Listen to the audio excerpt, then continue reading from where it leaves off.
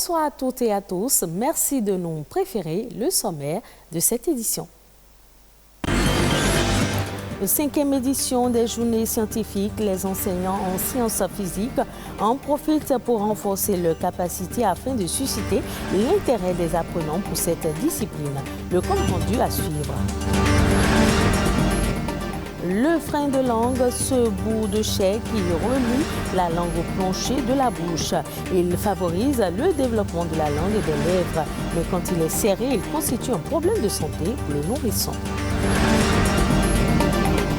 On parlera aussi des panneaux solaires photovoltaïques qui permettent d'avoir une consommation d'électricité éco-responsable, une option pour l'autonomisation énergétique censée réduire les dépenses liées à l'électricité. Les enseignants en sciences physiques du Bénin se sont retrouvés à Ouidah pour un renforcement de leurs capacités et ainsi mieux enseigner cette matière dans les écoles. L'objectif est de susciter l'intérêt des apprenants pour cette discipline. Jennifer Sativi et Igor Ayoso pour le compte-rendu. Une séance d'édification pour mieux outiller les enseignants de sciences physiques ici présents. À travers ces journées scientifiques, il est question d'affermir la corporation. La vision du gouvernement est d'inverser la tendance pour que 70% des élèves du secondaire soient de l'enseignement technique. Or, les élèves fuient massivement les séries scientifiques parce que les disciplines scientifiques en général et les SPCT en particulier sont les causes de leur échec aux examens nationaux. Pour garantir le succès de ces apprenants, il faut renforcer le caractère expérimental de cette science. Et c'est à cet exercice que l'Association béninoise des professeurs de sciences physiques compte s'adonner afin d'inverser la tendance. Face à l'initiative, l'État ne marchande pas son soutien. Les thèmes qui seront abordés et les activités programmées vont contribuer à améliorer la qualité de l'enseignement et de l'apprentissage de la PCT. Je tiens à vous rassurer que le ministre des Enseignements secondaires et techniques et de la formation professionnelle du Bénin ne ménagera aucun effort pour la prise en compte de vos doléances qui participent d'une offre éducative de qualité. Plusieurs activités ont également marqué la rencontre, en l'occurrence la visite des stands qui présentent des inventions technologiques d'apprenants et de certains enseignants. Parlons à présent du frein de langue, cette structure anatomique normale logée sous la langue de chaque individu. Il permet au bébé d'étirer sa langue suffisamment loin hors de sa bouche pour prendre le sein de sa maman au moment de l'allaitement. Cependant, le frein de langue peut comporter parfois des anomalies. Cette pathologie est appelée l'ankyloglossie. Comment la reconnaît-on et quelles sont les dispositions à prendre pour l'éviter? Les réponses dans ce reportage. C'est une fine bande de tissu située sous la langue. Son rôle, permettre à un individu de s'exprimer correctement. Structure anatomique normale présente chez tout individu, il arrive que le frein de langue soit trop court ou trop épais, ce qui peut avoir des conséquences sur la succion ou l'élocution. Un frein de langue, la langue, je vais définir, c'est un organe qui se situe dans la cavité buccale et, comme on le dit souvent, c'est un assemblage de muscles, environ 17 muscles. Et sous la langue, nous avons un frein, un cordon qui soutient la langue. Donc ça retient la langue au niveau de la cavité buccale. Cette structure anatomique que tout le monde est censé avoir, il peut arriver des moments où on va constater une modification, soit de sa longueur, le frein devient très court et donc empêche la langue d'aller se loger dans le palais en haut. Et là, ça peut constituer un problème pour l'enfant et ça peut l'empêcher de bien parler ou l'empêcher de téter correctement. Selon les études disponibles, le frein de langue n'est pas coupé à 10% des nouveau-nés. Les garçons sont les plus exposés. Après diagnostic, la prise en charge de ces malformations nécessite parfois une intervention chirurgicale. Si le frein existe, le traitement est chirurgical, donc juste avec de la bétadine pour faire la désinfection et la baisse langue, on peut aller avec la spatule qui sert à faire la section avec une paire de ciseaux. Très simplement, ça se passe sans anesthésie générale ni anesthésie locale. S'il est vrai que le frein de langue joue un rôle important dans la mobilité de la langue, il est néanmoins conseillé dès la naissance de consulter un pédiatre, ce qui permet de diagnostiquer tôt de probables troubles de la langue et d'éventuels désagréments. En pleine expansion depuis quelques années, l'énergie solaire représente aujourd'hui un enjeu majeur pour le développement des énergies renouvelables.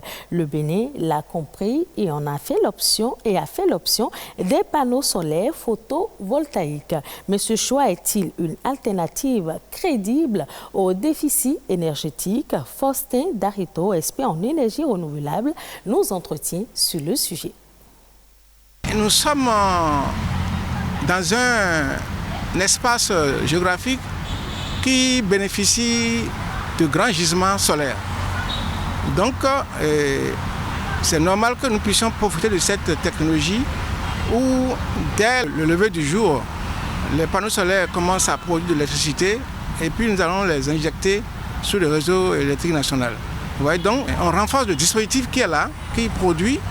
Et on n'est plus perturbé par les effacements intempestifs non prévus de nos partenaires sous-régionaux qui aussi ont des contraintes chez eux, parce que quand ils ne peuvent pas, ils ne peuvent pas. Ils ne le coupent pas pour nous faire du mal, c'est parce que la technologie peut tomber, ou bien eux-mêmes ils ont des imprévus conjoncturels qui font qu'ils ne peuvent pas nous donner l'énergie, même s'ils le veulent. Donc, c'est une stratégie vital et nécessaire que le Bénin puisse renforcer sa capacité nationale de production.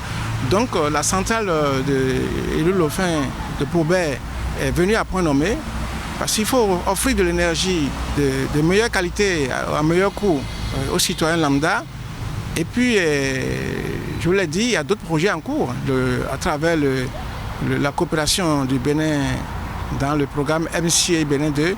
Et nous avons encore 4 centrales en construction sur Boycon, Parakou, Naïtengdjougou, de le tout faire une capacité au minimum de 50 MW, plus d'autres projets dans le hors réseau qui sont en gestation en ce moment.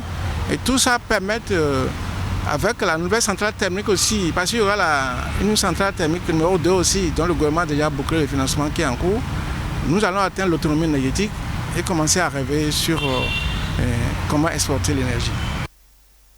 Les autres informations ayant marqué l'actualité nationale ces dernières 48 heures, c'est dans la Nation en bref, présenté par Marcel Betoro.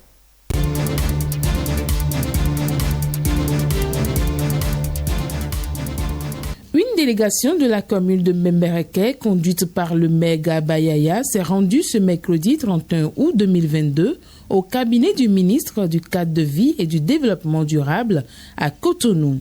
L'objectif, faire des plaidoyers en ce qui concerne l'éclairage public, la gestion des déchets de la commune et bien d'autres. Après écoute, le ministre a promis qu'une équipe conjointe du ministère du Cadre de vie et de l'Agence nationale d'aménagement du territoire ANAT va se rendre dans les jours à venir à Bembereke pour voir de près la situation afin de proposer des solutions à court terme. Le ministre du Cadre de vie, José Tonato, a également promis voir avec le FADEC Cadre de vie la possibilité qu'un planning de travail qui va durer dans le temps soit établi. La délégation est sortie satisfaite de cette audience, selon le maire Kabayaya. À travers un communiqué en date du mardi 30 août 2022, la Société de gestion des déchets solides du Grand Nokoué, SGDS-JN, alerte sur la présence d'imposteurs qui estoquent de l'argent aux populations. Ces derniers utilisent l'identité visuelle de la société pour escroquer les citoyens béninois. Leur mode opératoire consiste à proposer des poubelles dont les prix varient entre 10 000 et 20 000 francs CFA aux ménages. Ils les invitent également à souscrire à un abonnement payant pour le ramassage de leurs ordures, l'installation d'une plaque d'identification et la signature d'un contrat d'enregistrement. La SGDS-JN invite les populations à la vigilance tout en rappelant que le ramassage des ordures est gratuit. Parlons sport à présent. L'ancien capitaine des écureuils du Bénin, Stéphane Sessegnon, a un nouveau club. Il a rejoint Sirens FC, un club de première division à Malte, grâce à un contrat signé ce mercredi 31 août 2022. Pour l'heure, aucun détail sur le montant du contrat et sa durée. Rappelons que l'ex-capitaine des écureuils est âgé de 38 ans et a joué pendant longtemps le milieu de terrain béninois avant de faire ses preuves dans le championnat français, dans le club Créteil, Mons et le Paris Saint-Germain.